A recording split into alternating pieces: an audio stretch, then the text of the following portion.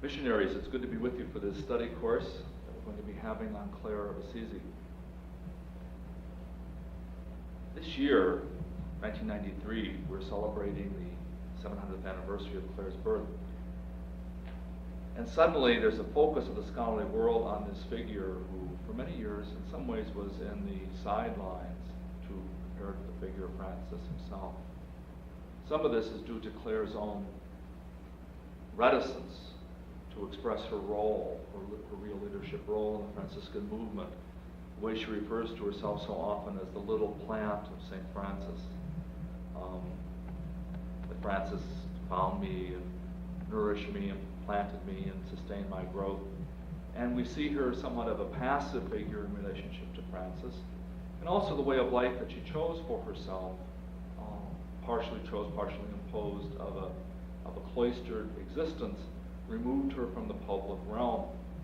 And so Clare somewhat has stood in the sidelines, where during these years now, in recent times, I think the women's movement has had a lot to do with it in the contemporary church and world, but focusing on Clare as a real leader in her own right, and the real founder of a distinctive woman's expression of the Franciscan life. In many ways, co-founder with Francis of this movement for women. And Clare also having a great deal to say to us today about our spirituality, our life, our relationship with God. And so what I'd like to do in these presentations with you is to first of all look at Clare's life, and then in the latter part to look at different aspects of her spirituality that will be able to zero in on some of her unique contributions, especially for us as people who are living in the world in a much more active way than she did. But nonetheless, how can her spirituality give us insights that sustain our relationship with God as we live in God's world? Clare died on the 11th of August, 1253. The Pope, who was present in Perugia at the time of her death, came for the funeral to Assisi, and at this gathering, he came in to celebrate the funeral mass. And the Pope, Innocent IV, decided he was going to celebrate the Mass of a Virgin Martyr, not the Requiem Mass. In other words, almost virtually canonizing Clare upon her very deathbed. And he was dissuaded by this by the Cardinal Protector of the Order and several others who said, well, maybe this is a little jumping the gun a little bit to canonize this woman virtually, in a sense, upon her death. But he moved very quickly to gather the evidence necessary to proceed for Clare's canonization. As I said, Clare died on August the 11th, and October 18th of the same year, the Pope began the canonical process for gathering evidence for the canonization of St. Clare. He began it under the leadership of the Bishop of Spoleto, who was told to go to Assisi and interview people who knew about Clare, who knew about her life, who could testify to her way of life in the world, the process of her conversion, and the way that she lived a life in union with God. Leo and Angelo, two of the companions of St. Francis, were among the prominent of these witnesses. The bishop and his court went to Assisi, gathered testimony on November 28, 1253. The process in the Curia continued examining this, and Clare was canonized just 2 years after her death, the 15th of August, 1255. As we look at the sources for the life of Clare, I think I just want to mention, many of you are much more familiar with St. Francis, and there are a lot more sources on Francis. If we look at Francis, many of you are familiar with this omnibus, a large book having Francis's writings, and also the many medieval biographies that deal with Francis. In addition, for Francis himself, there are many things which are not here. We have the very valuable early chronicles of the Friars Minor by Jordan of Giano and Thomas of Eccleston and Salimbene, which give us many details about the early life of the friars. We have the many volumes of the Bullarium, that is the collection of official papal documents that deal with the relationship of the papacy with the early Franciscans, all the official correspondence, we would say today, dealing with the Pope and the friars. So there's a lot of sources that tell us about the Friars Minor. and the person of Francis. In distinction, the sources on Clare is not as numerous. We've been fortunate just several years ago, about 4 years ago, Regis Armstrong, a Capuchin friar who's at the Institute at St. Bonaventure University, gathered these writings together in Clare of Assisi Early Documents, which was published by Paulus Press. It's one of the ironies of this centennial year of St. Clare that this book is out of print. The very year that many people are wanting to read about Clare, this book, only a few years old, is already out of print. However, it is being reprinted by the Franciscan Institute at St. Bonaventure's, although it probably won't be ready till later this year under reprint. But this is the thing to get, really, if you want to know about St. Clare. Her writings, of which there are a few, her rule, her letters to Agnes of Prague, her testament, those are the main writings of St. Clare. They are in the book Francis and Clare, the writings, and that is what we're using on this workshop, and I've asked them to procure that for you. The writings of St. Clare are the latter part of this. They are reprinted in this book, and in addition, then, the equivalent of what was about Francis in that omnibus, namely other medieval sources that talk about Clare. We are very fortunate in having for St. Clare the record of the process of canonization. That is, the actual records of what the different witnesses who were called to the stand said about Clare. That transcript, if you will, was saved and is available to us. Based on this transcript, again, this transcript was taken the very year Clare died, in 1253. Based on this transcript, an unknown author wrote the so-called Legend of St. Clare. That is her official biography in 1255 after her canonization, intended, if you will, to introduce this new saint to the universal church. Don't forget, now these are the years in which all religious communities have table reading, and they're always looking for new things to read. And so this new biography of a new saint comes out to the universal church and would be something that would be read. And therefore, under papal auspices, this new biography of St. Clare comes out. Traditionally, this legend of St. Clare, again, that we'll refer to with that medieval term, and I'll talk about that in a second. Traditionally, this legend is ascribed to Thomas of Celano. However, Regis Armstrong, leading the charge, and several others have disputed this attribution, saying, comparing it to what Celano does write. In fact, Regis wonders, in fact, was this man even a friar? Was he some curial Latinist who had a good style, was given this raw material about Clare, and he worked this process of canonization essentially into an ordered narrative? He obviously used the process of canonization and worked on it and wrote an official biography. I think and so certainly it's always interesting to read this medieval legend. In other words, this is the only medieval life of St. Clare that we have. And therefore it is based on the process, is the only real source we have for her life. And it's important, it has the strengths and the weaknesses of any medieval life of the saint. And it's important to keep in mind the word, here again, just to detour into medieval hagiography for a minute, the word a legend. Remember the word legend, again, we think of fairy tales or stories that aren't necessarily true. But it's important to go back to the root meaning of that word, legend.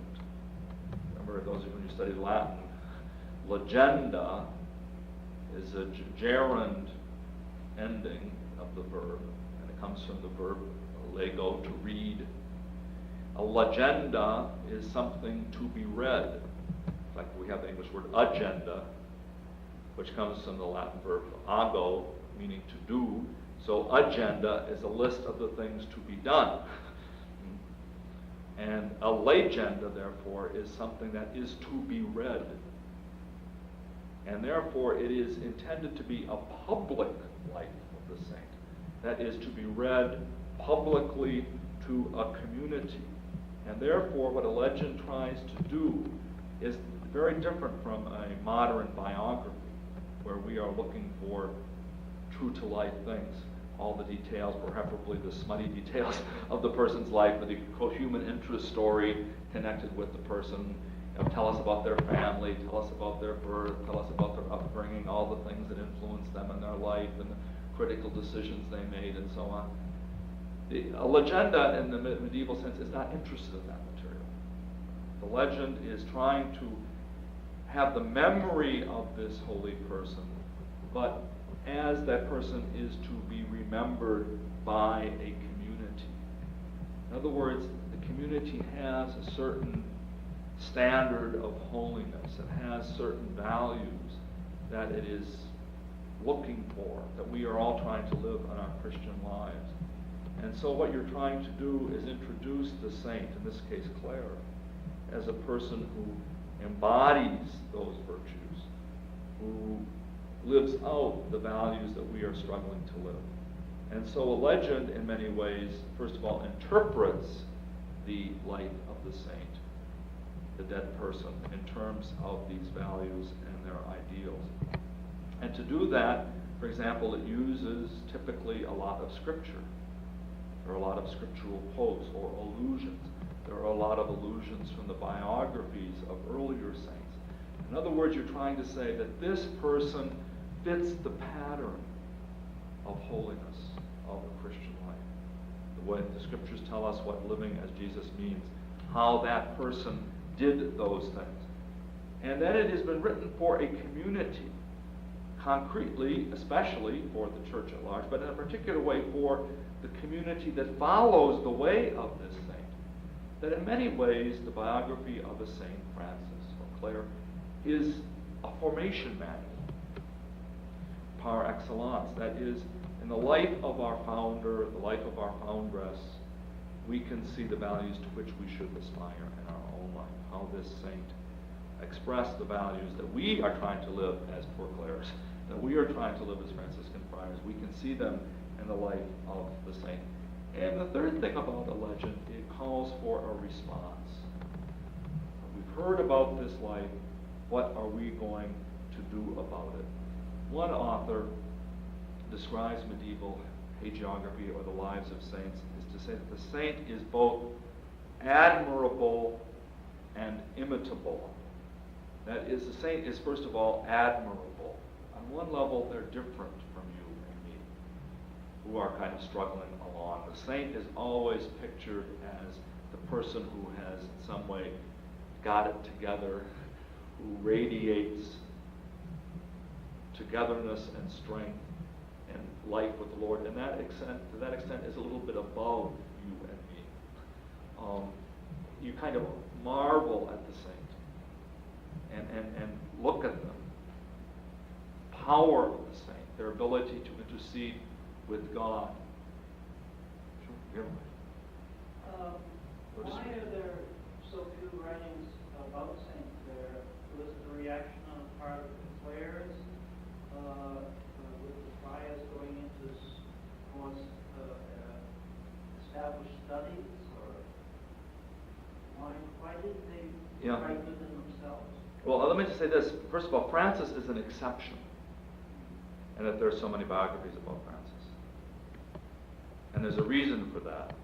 Namely, the fighting that took place very quickly within the Franciscan order, the different factions within the order are trying to claim Francis as their, expressing their point of view. So, very often in the Franciscan sources, specifically Franciscan, that is having to do with Francis, Francis is made to be the spokesperson of different points of view within the community. The Clares did not have that problem. And we're fortunate in the sense that Clare even has a contemporary legenda. Many saints do not. For example, St. Bonaventure, who was not canonized to 200 years after his death, there is no contemporary biography of St. Bonaventure. In other words, when he was canonized, some 200 years after he died, again, people wanted a legenda. So then, at a 200 years distance, people had to try to reconstruct his life. So we're very fortunate in Clare in some ways that we have this virtually contemporary legend. In other words, the time when her official biography is written, she's only been dead 2 years. Which in some ways makes it a much more historically accurate biography than many medieval legends might be, where you're dealing with, in the case of some saints, stories which are built up over them over the years. And those of you who have been in religious life know the stories that are told by people 30 or 40 years after they die are much more exaggerated than what the person actually did themselves. The story, and that's where the word legend gets a contemporary bad ring to us, is because in the cases of many people wanting to build up their saint, if you will, they added stories about them that people say this about this person, but you really wonder if it really happened or not, type of thing. And that's where, in fact, we get the connotation of a legend to us, moving from its original meaning, namely as an official biography of a saint, to being, well, something that's legendary, meaning not true, or probably not true, shows the way that people sometimes embroider the medieval life of the saint. But in a sense, Clare, we're fortunate, and in some ways alike with, that process is there of stereotyping her in some ways to fit existing patterns of holiness, especially if the person who wrote the biography maybe perhaps was not even a Franciscan and did not share Franciscan values or were living them themselves, that he could put Clare into somewhat of a mold. In fact, there is a little outline here of the biography in this one article. Just to give you the example of the way it runs, Clare's birth and childhood, her conversion, San Damiano, and then immediately jumps to the quality of her virtues. In other words, it isn't a chronological list of the things that happened to her. Immediately after the story of her life, her conversion, her joining Francis' movement, then it doesn't say anything more chronological.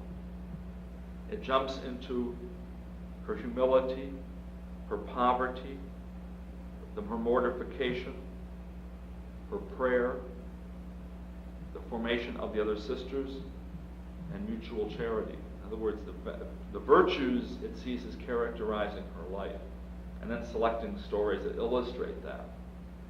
And then immediately moving to her illness and death. And then what a medieval legend always has is the miracles performed after her death that prove her holiness, that prove her union with God. So in some ways, it's very different from a biography, because, again, that pattern of illustrating the virtues of her life. And again, that would be enough. Clare, in that sense, lived a relatively uncontroversial life that you didn't have to use it for polemical purposes, and the people who would read it were mainly interested in her virtues in that sense. So that the saint is admirable in the sense of someone we can look at somewhat in wonder at again, the virtues that characterize their life. But the saint can't be too different from us, because the other function of the legend is to say we can imitate the life of the saint. The virtues that this saint had, we can have. Maybe not to the same degree, the same exemplary quality, but the saint is intended as a model for you and me. We can follow, and we can inspire. And that's why those virtues, whether you're a man or a woman, whatever whether you're religious or a layperson, you can still have those virtues that typify Clare's life: her humility, her poverty, her prayer, her charity. So that the virtues that are singled out, in a sense, different people can plug into, if you will. So, in some ways, the facts we know about the figure of Clare are actually quite small. In other words, if you compiled a list chronologically of dates and certain events that we know in Clare's life, we're talking about not that many things, if you will, that we can put a hand on. So what do we know about this person of Clare? Clare was born, again, we're not really sure of the year. Most people jump at the year 1193. for the simple reason that her biography said she died in the 42nd year of her conversion, which would bring that back to 1211, and it also says she was about 18, when she left the world and followed Francis. So it's a question of going back. The date, the only two dates with St. Clare are absolute. Well, only one date we're absolutely sure, and that's the day she died. Most medieval people did not keep track of their birthdays, and most people did not know exactly when they were born. But Clare was born in 1193 or 1194, most likely. In Italian, Chiara di Favarone di Operaduccio, Clare of Favarone of Operaduccio. In other words, Clare was the daughter of Favarone, who was the son of Operaduccio. People did not yet have last names, so her name, what we would call her family name, was simply the name of her father, and then if you want to get more specific, added onto that the name of her grandfather. She was the third of 5 children, the oldest daughter in the family. We don't know anything about Clare's brothers, if they even lived to maturity.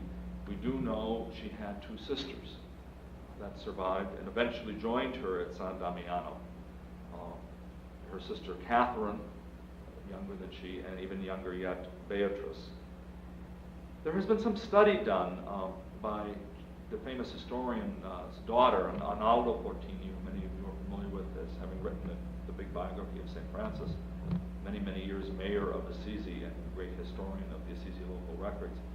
His daughter, Gemma, wrote an article some years ago on the noble family of St. Clare, and talks about, which is quite evident from the biography as such, but from the Assisi records, that Clare's family was actually what we would call Germanic in ancestry. That is, Clare's family were probably Lombards ultimately. That is one of the Germanic tribes who invaded Italy and who became the feudal governing class, the warrior class of central and northern Italy. Perhaps some people say explains the fact that she had fair hair, that her features were not typically, quote, at least many of us would picture Italian in the sense of perhaps of southern Italians, but coming from the aristocracy. So that her family belonged to the feudal aristocracy of Assisi. In fact, she was a distant relative of Pope Innocent III and Gregory IX. Distant cousin, which perhaps explains some certain family connections here, that she was able to get what she wanted from these popes. Her father, interesting enough, does not show up in the sources, other than the fact that of his name, Favarone, that he was a knight, and a couple of the witnesses mentioned knowing her father. The question is, was he dead already by the time that Clare decided to join Francis? A not unlikely event, and the fact that when she does leave to join Francis, it's her uncles who come to try to retrieve her, which perhaps would say that her father was no longer on the scene. Her mother, however, we do know something about. Her mother had the name of Ortolana, a very devout woman by contemporary standards. She had been on pilgrimage a number of times. She had gone to Rome, the great shrine of St. Michael down in southern Italy, and she had even been to the Holy Land and had devoted a lot of her life to pilgrimages and charitable undertakings, and perhaps in many ways formed and shaped the person of Clare. It's important now, when we say Clare was a member of the feudal classes, to get and go back to what was going on in Assisi. Medieval Italy at the time of Clare, of central and northern Italy at least, was in the midst of a tremendous social transformation with the revival of trade and commerce, that Italy was ceasing to be purely agricultural, that is, dominated by the great landed families and the peasants who worked their estates. But with the revival of trade and commerce, you're starting to see the revival of urban life. Small-scale manufacturing, if we would call it that, the sense of workshops and especially the processing of cloth and the wool industry and the rise of commerce. People leaving the countryside and going to the towns with the consequent loss of power of the traditional landed class. As people were able to go to the towns, become merchants or professionals, begin to amass money on their own independently of this, and be able to rise. Remember, think of England, roughly the same time, you have the growth of the power of the commons. When you think of the English Parliament, and that wasn't just the lords, but the commons now are getting a voice and demanding a voice in this. And in Italy, the way this was seen especially was in the rise of the governments of the communes. In fact, in Italy today, in fact, if you go to Rome, the buses say the Comune di Roma, the commune of Rome, or the commune of Assisi. Roughly translated by our English word commonwealth is the same meaning. Namely, the idea that we, the people, have broken away from these hierarchical social arrangements by where this person is my lord and I am their vassal. That we are banding together as independent citizens to look out for the common welfare of our town. And we are trying to be self-determining and legislate those things which are for our good.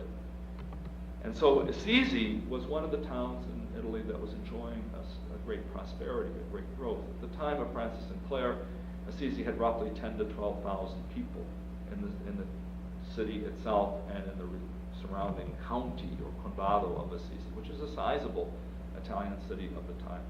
In fact, in Francis's own lifetime, and shortly after, the city walls of Assisi had to be expanded to accommodate the growth of the town. In fact, when you go to Assisi, that's why there's those different gates, one inside the other. And in fact, there's a little map here, which maybe can give you some idea of the growth of Assisi. See that, Patrick? But there is here the walls in the time of Francis and Clare, which are here. And you can see, of course, the heavy walls that are there today. So in the time of Francis and Clare, the walls of Assisi would have been roughly like this. In other words, both the Basilica of St. Clare and the Basilica of St. Francis were outside the city walls at the time of their deaths. That they were outside the city in kind of the rural area. So there's this growth and expansion. So Clare's family belonged to the aristocracy. Roughly about 20 families in this community of roughly 10 to 12,000 people. There are about 20 families that compose the, I guess English terms would say the gentry, the aristocracy of the city of Assisi. And these were the people who owned the estates down in the valley and had peasants working for them. But they all had, well, townhouses literally, residences in the city where they actually lived and then went out to their estates to visit them and to collect the rents and so on. So it was a aristocracy whose wealth was based on the ownership of land in the country, but who actually lived in the town. And they were the ones who traditionally, of course, as vassals of the emperor and his representative, the duke, were the ones who controlled the politics of Assisi. These 20 families who were very much interlocked by intermarriage and family connections. Meanwhile, opposed to them, this group was called the Maggiori, or the buoni uomini, but generally the Maggiori, the major class, the wealthy class. Opposed to them were the minori, the lesser people, or sometimes simply called the popolo, the people, the commoners, who would be the people who had generally moved from the countryside to the town of Assisi and began getting involved in wealth and trade and developing themselves. There was a small class, again, a relatively small group, the popolo grasso, literally the fat people in Italian, meaning the upper class merchants, which we would call today the upper middle class. A small group of roughly, again, about 75 to 100 families who would be the upwardly mobile, if you will, middle class. The wealthy merchants, the wealthy professionals, bankers, the people that control the trade and commerce of Assisi. And Francis's family was one of those. That Francis and Clare belonged to opposing social classes. Clare was the old money, Francis's family was the nouveau riche. And then below that, of course, below the wealthy people would be the vast majority of the people of the town, the skilled workers, who of course were organized into different trades guilds, the shopkeepers, the smaller professionals, who were the bulk of the livelihood of the city. And then after them were basically the poorer working class, the day laborers, people who would just be hired for a day's work and were relatively unskilled, servants, apprentices, and so on. So that this group is jockeying for power over against the landed nobility. And I think it's important to realize this as Francis and Clare lived in a period of social turmoil. They were living in a period where the money economy was destroying, in some ways, the traditional social fabric. I mean, just again, transplant yourself to today, go to a developing nation in Africa or in Latin America, where traditionally people have lived in small. Go to a developing nation in Africa or in Latin America, where traditionally people have lived in smaller towns, largely agrarian economy, and this country is being affected by the beginnings of industrialization, more urbanization, people going to the cities to find greater employment and work. And a lot of the traditional ties that held people together in the rural areas are not as strong in the towns. People are disoriented, people are looking for roots, but there's a great deal of political and economic and social instability here. And it's important to realize Francis and Clare's youth was torn by this. When Clare was just a little girl, Francis was a teenager, the people of Assisi rose in revolt against the emperor's representative when they destroyed that castle that overlooks the city of Assisi in 1198. Some people speculate this is how Francis learned how to later build churches, because he was one of the people who was up there tearing down the place and using those very stones at the castle to build the walls of the city of Assisi. And therefore the commoners had taken the law into their own hands, and this later turned itself in terms of social war within the city of Assisi, that the nobles were literally driven out of Assisi by the commoners.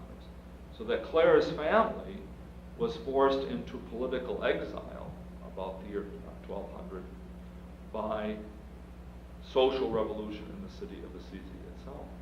And they went to live with relatives over in this neighboring city of Perugia.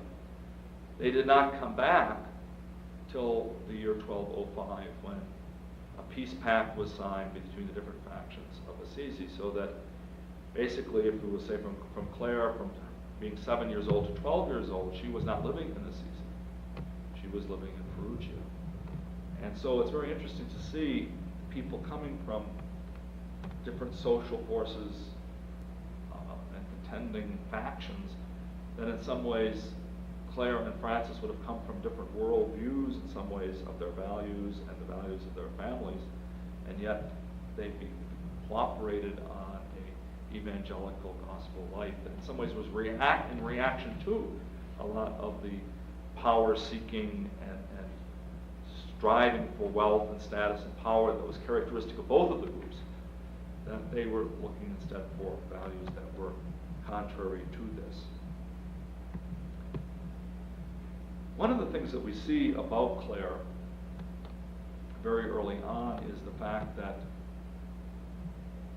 she was not simply the little plant of St. Francis in the sense of a dreamy adolescent girl who suddenly was struck by the figure of Francis. I think in a lot of our minds, at least of a certain generation, is the brother, sun, sister, moon picture of Clare. You know, this beautiful girl, Francis, you know, that she is kind of, you know, like some teenager who has a crush on the hunky friar who is coming to teach religion class or something like this, and is kind of swept up in the idealism. And this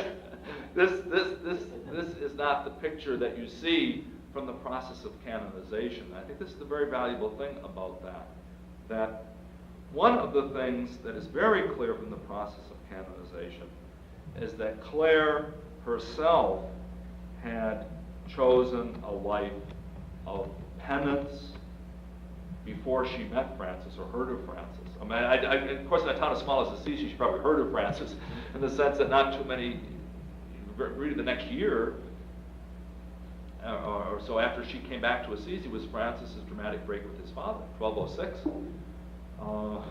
Francis had stripped himself naked in the front of the townspeople of Assisi and had left his family and gone out to live on the outskirts of town. She certainly knew about this man, Francis, but that she had chosen on her own, independently of talking with him or being inspired by him, her own life of dedication to God. And this is very clear, as I say, from the process of conversion and what the witnesses testified about the life of St. Clare. For example, the very first witness who was asked, Sister Pacifica de Gualfuccio of Assisi, who was a childhood friend of Clare and probably a distant relative who lived just across from the piazza from St. Clare, for example, testified that the Lady Clare had always loved the poor very much, and all the citizens held her in great esteem because of her good manner of life.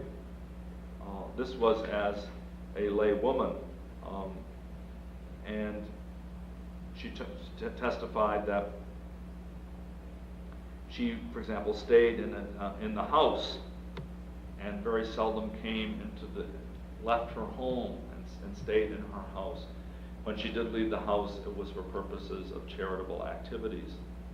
What you see very much, in other words, is a woman who had chosen the lifestyle of a lay penitent within her family home. In other words, what we would call today the third order. She had chosen to lead a life dedicated to God as a lay woman in her own home. It seems from the testimony of a number of witnesses that she had chosen not to be married. One of these was one of the people that was interviewed, which I love this fellow, Lord Raineri de Bernardo of Assisi, said under oath, he did not doubt the holiness of St. Clare of holy memory. And if it were doubted by anyone, then he wouldn't believe that anyone else was a saint. You can see this old knight coming in and sputtering about this. But he said the witness knew St. Clare when she was a young woman in her father's house. He said she was a virgin from the very beginning of her life. He had noticed her holiness. And now because she had a beautiful face, a husband was considered for her, and many of her relatives begged her to accept them as a husband, but she did not want to consent. In fact, the witness, how did he know this? He was interviewed, because I asked her to marry me, he said, and she didn't want anything to do with me. And meanwhile, instead, she preached to him of despising the world, that he should leave the world and dedicate himself to God. So that it seems that she had made certain choices. Again, an important thing when you think of a medieval woman whose value in many ways to her family was on the marriage market, especially for an aristocratic woman. The connection she could make for her family. And if you notice that interesting thing, many of her relatives asked her to marry them. What you see, that might sound strange to us, but you think in medieval Italy, distant cousins commonly married as a way of keeping inheritances in the family. In other words, if someone was going to inherit property, marry a distant cousin, and that way the inheritance will stay in our family and gather the family wealth. So that she was saying no to a lot of things here. And apparently she was devoting her life essentially to prayer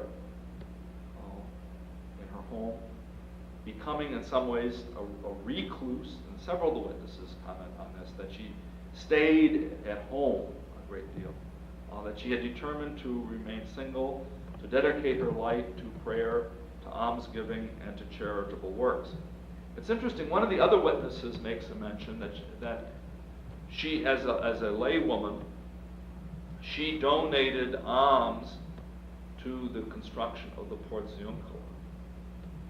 In other words, when Francis was up around the year 1208, begging for funds to help with the reconstruction of St. Mary of the Angels, that Clare was one of the ones that, from the testimony, it's not clear if she gave money directly to Francis or she gave support to those who were working with him and helping to build the church in terms of alms. But you see her active in terms of charitable activities, and as a person who has on her own dedicated her life to God. She comes to meet Francis, as far as we can see, personally encounter Francis about the year 1211, when she was 17 years old. And it's important to recognize also that this desire came from both people. Clare certainly hearing about Francis, certainly, and wondering what this man's life was about. But it's also very clear from the process of canonization that Francis actively sought Clare out. As the witnesses said, when he heard of her holiness, he wanted to talk to her because he has, this is again the witness, Clare's own sister, Beatrice. She said, after Francis heard of the fame of her holiness, he went many times to talk with her, to preach with her, so that the Virgin Clare listened to his preaching and renounced the world and all worldly things. In other words, you see Francis hearing of Clare's good life, hearing the fact that Clare has in her own family home, if you will, become a penitent, renounced worldly values, is already living a life dedicated to God. You can see Francis saying, this is the type of woman I want who can join my movement. And seeing a person of this type of character, again, very, very different from this dreamy romantic picture, already a woman who has made, as the woman 17, 18 years old, was not, by Assisi standards, not an adolescent. That at the age of 15, she could enter into certain, considered in certain ways, enter into certain things in her own right. That certainly an age when she would have been married, if she had been decided to be given in marriage. That I want to get this woman, I want to attract her to my way of life. So let's take a break now, and then we'll come back and talk about what Clare happens to Clare after she joins Francis. Thank you.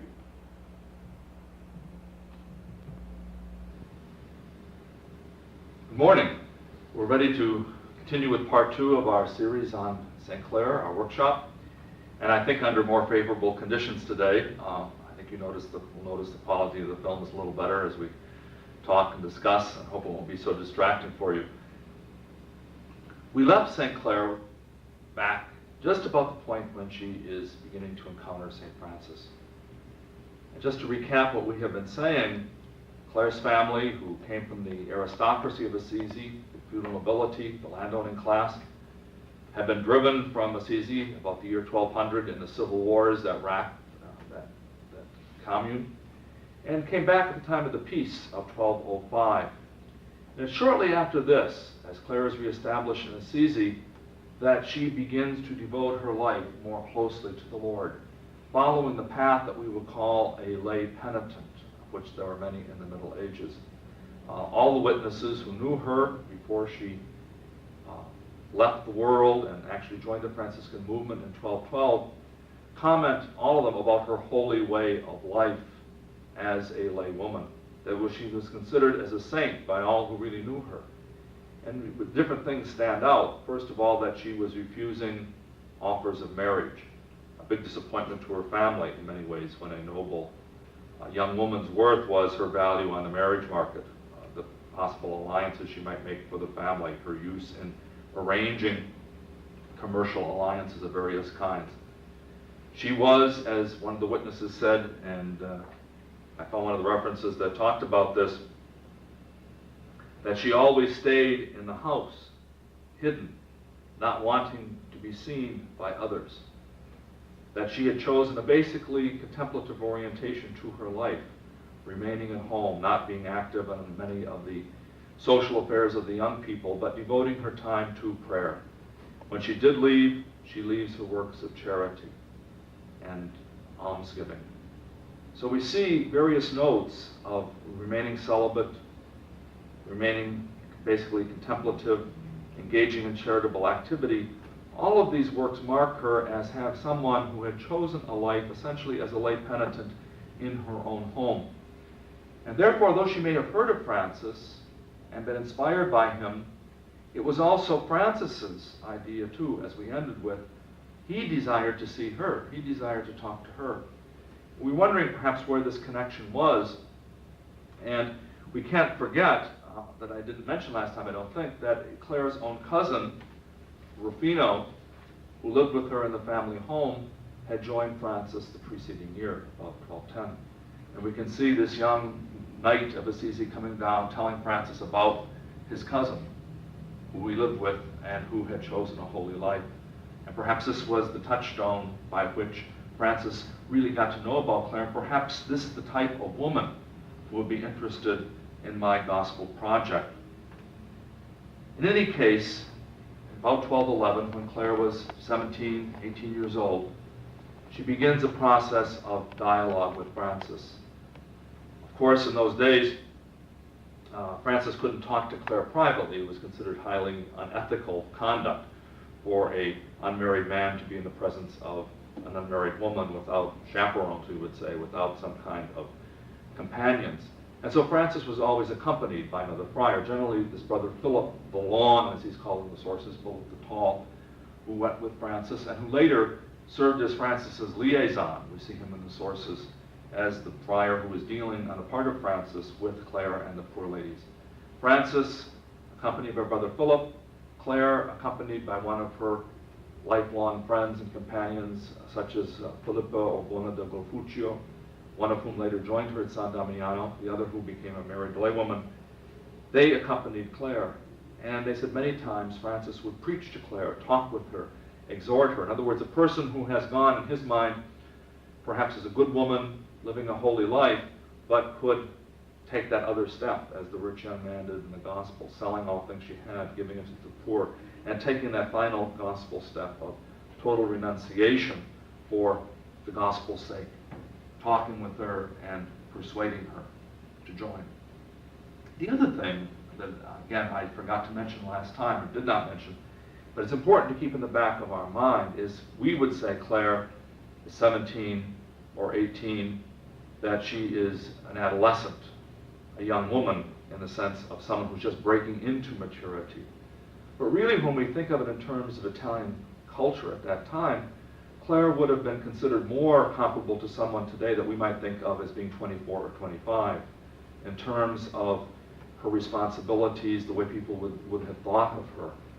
In that most women of her class were typically married when they were 13 or 14 years old.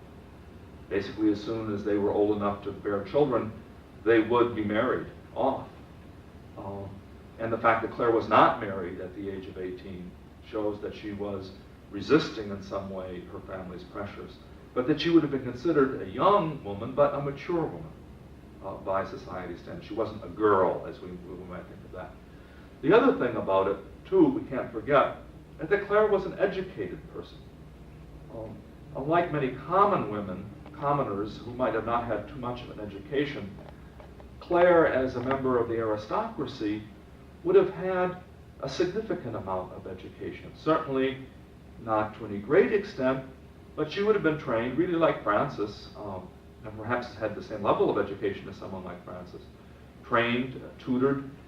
Generally the books that they would have learned by were the church's service books, the books of Psalms. They learned their ABCs in some ways from the books that were laying around in the sacristy of the church that the priest could use as the vehicle of instruction. The children would learn their Psalms and in some way have some religious instruction at the same time they were learning their letters.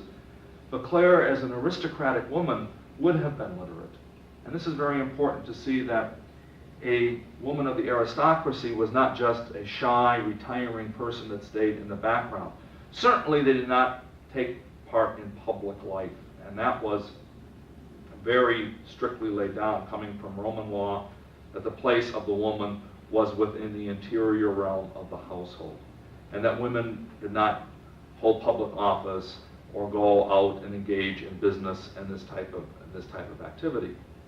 But that does not mean that they, in managing their household, that they would have not had to have a significant amount of education.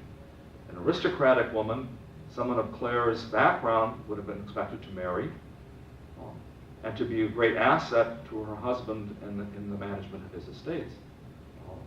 Her husband, if he were a knight and most likely the same social class as she, would have been a person who had been absent a great deal of the time. If he was a warrior called up to serve in the military, perhaps even doing something like serving in the Crusades, he might have been gone for several years at a time on these military expeditions. And it would have been up to his wife, in many ways, to take care of the properties of the family, to keep the books, to make sure the rents are being collected, to manage the servants.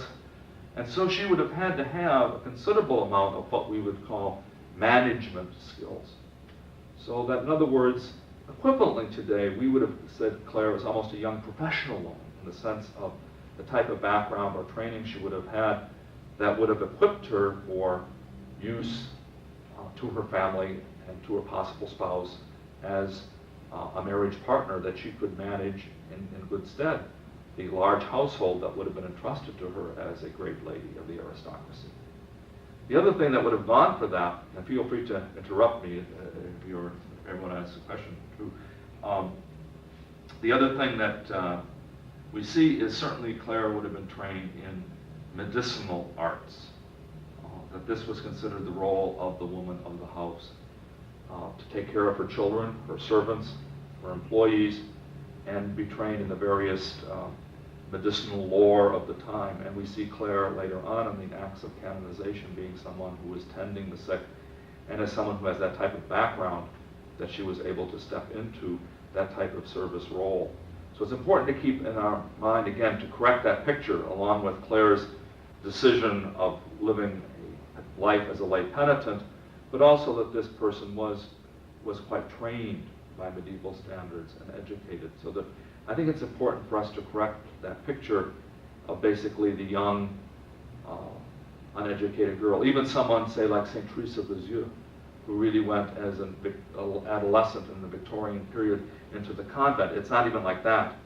Clare was a much more mature person than someone like Teresa of Lisieux was at the time she followed Francis. As I say, a young but mature adult woman, even though by our standards she would have been very young as a person of about 17 or 18 years old. So it's important to keep that in mind. So after having heard Francis, as we said, Clare decides to take that move, to take that step of radically renouncing the world for the sake of the gospel, to leave all things, to give them to the poor, to come and follow Christ. Clare, at a certain point, decided to sell her portion of her inheritance. Again, another thing which might lead us to assume that her father was dead, that she and her sisters had inherited various portions of the estate, and Clare sells her portion, donating the money to the poor. And as his sister Beatrice tells us in the Acts of Canonization, she sold part of my portion too. She gave part of my money away in her charitable activities. But Clare decides to change her form of life and dedicate herself totally to God. The decision point was Palm Sunday of the year 1212. And we know from the rituals of that day that ushers went at the door of the church handing out the palms as you come in, but that the congregation would gather, and then as part of the liturgy of the day, the people in the church who wanted them would go up to the sanctuary and approach the bishop, who would hand each person a palm. What the witnesses tell us is that Clare did not come forward. She stayed down in the body of the church. Again, we can't say in her pew because there were no pews. People were just standing down there in the body of the church. But she was down in her place. She did not go up. But instead, Bishop Guido of Assisi came down from the sanctuary and gave Clare a palm. Now, this act, of course, has great resonance. You know, iconography, pictures, the virgin martyrs of the early church are always pictured as carrying palms. The virgins marching in the book of Revelation around the throne of the Lamb are carrying palms as a sign of their victory over the powers of sin and death. And in many ways, I think what we can see with Bishop Guido going down there is a sign, in some ways, of the church's approval, that in some way he was in on what Clare had intended to do, and that this was his way of saying, go for it. Here is the sign. This is the sign of your dedication, of your consecration from me. Of course, there's also the resonance of the consecration rite of a virgin, which used many of the liturgical texts at this time from the feast of St. Agnes, a thing that Clare will refer to in her letter to Agnes. And Agnes, again, pictured as the martyr, always with the palm. So there's that liturgical resonance of this is a sign of dedication and of consecration. But that night, with several of her companions, Clare left her family home. Again, as the witness says, not by the main door, but by a door seldom used. And indeed, people marveled how a girl, a young woman, could have lifted the bar of this great gate herself and left her, not simply her family home, but left the city of Assisi at night when there was a watch at the gates, when things would have been dark, no illumination or electricity, but she managed to make her way out of the darkened city and to go down to Porziuncula, down to St. Mary of the Angels, where she rendezvoused with Francis and his brothers for the rite of her reception.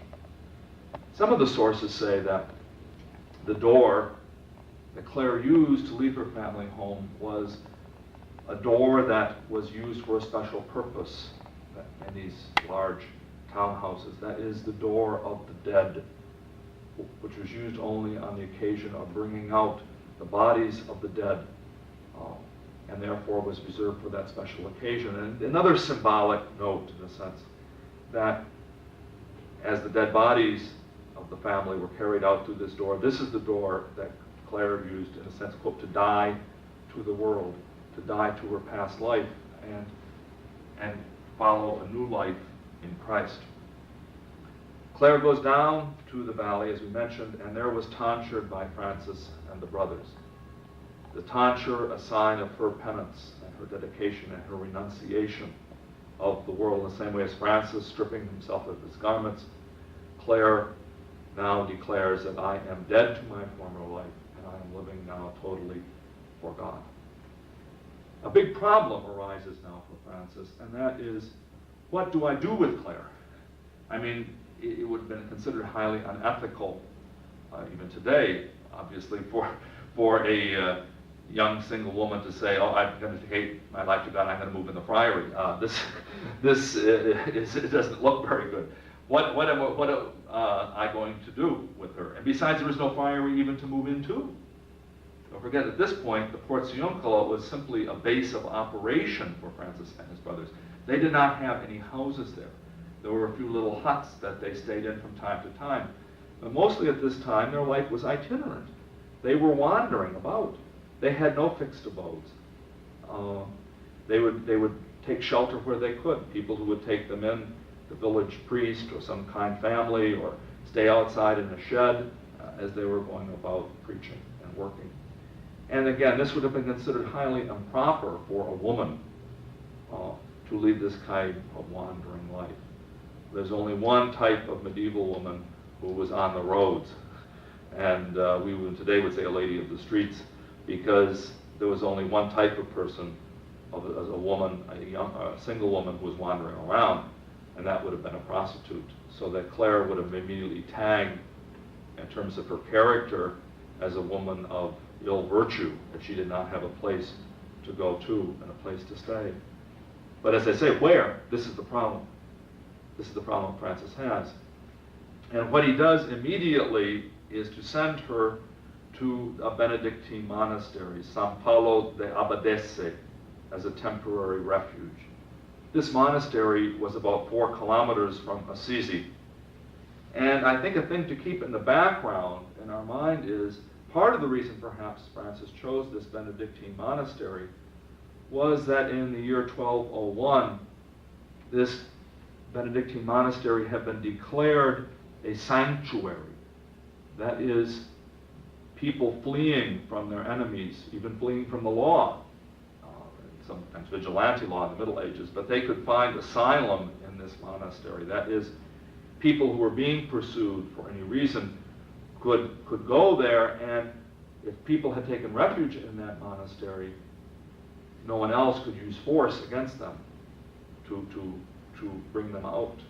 And so that in some ways, by going there, Clare was safe from her family, that they could not use force to bring her back to their home in Assisi. And indeed, there was a papal decree of excommunication to those who would violate such rights of sanctuary.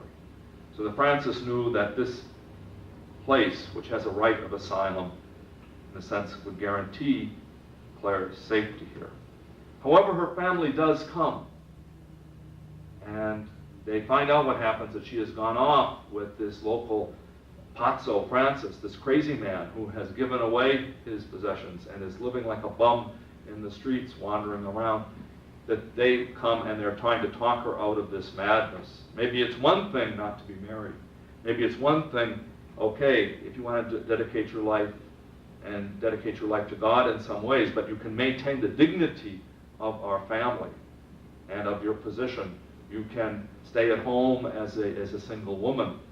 You could perhaps, if you felt that urge to join religious life, join this Benedictine monastery and be a Benedictine nun. And with our family connections, you might even be an abbess someday and have some kind of status in the world. But this is a disgrace. And the words of the biography are very strong here when they talk about the reaction of Clare's family. This is in the legend, but it is quoting several witnesses in the process of canonization. As the legend says, when the news reached her relatives, they condemned with a broken heart the deed and the proposal of this virgin. In other words, remember that word proposal, when you think of your Franciscan history, refers to the propositum, the penitent way of life that the penitent